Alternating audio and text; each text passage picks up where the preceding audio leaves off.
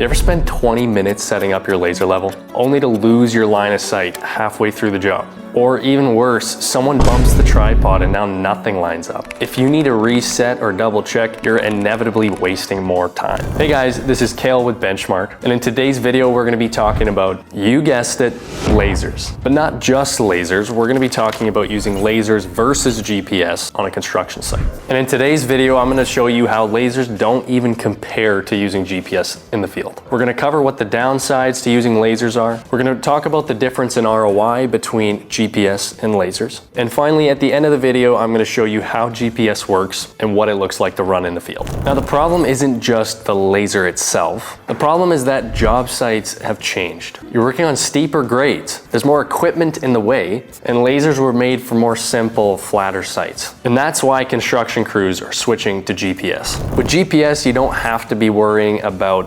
backsight, foresight, or having line of sight at all. All you got to do is power it up and start working. Whether you're checking grade, staking a point, or verifying elevation, GPS lets you work from wherever you're standing without having to wait on anybody. So if lasers aren't as good in 2025, how does someone justify getting into GPS? Well, let's walk over to the whiteboard and I'll show you.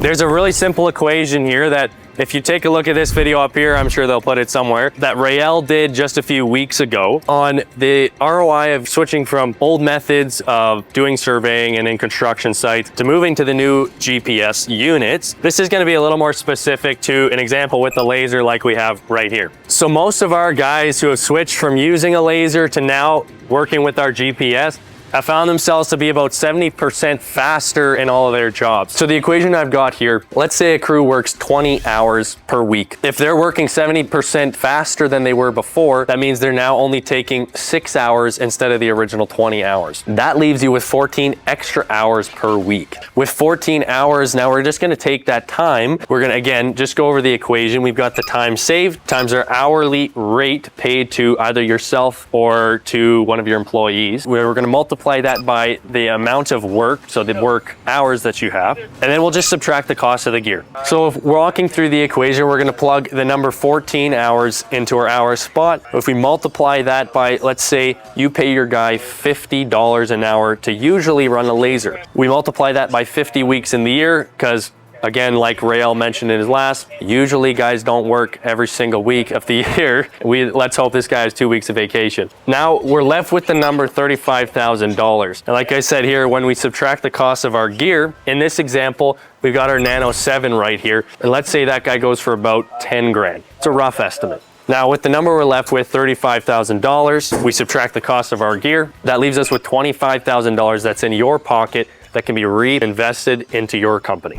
So all that being said, take a look at these numbers for yourself and see if it makes sense for your own business. But for now, let's go into the field and do a little live demo. All right guys, today I got my Nano 7 here. I've got a surface loaded into the data collector, and I'm gonna show you how much faster it is to run this than the laser. Just gonna go into my staking menu here. From there, we're gonna go and pop on stake surface, which is already selected.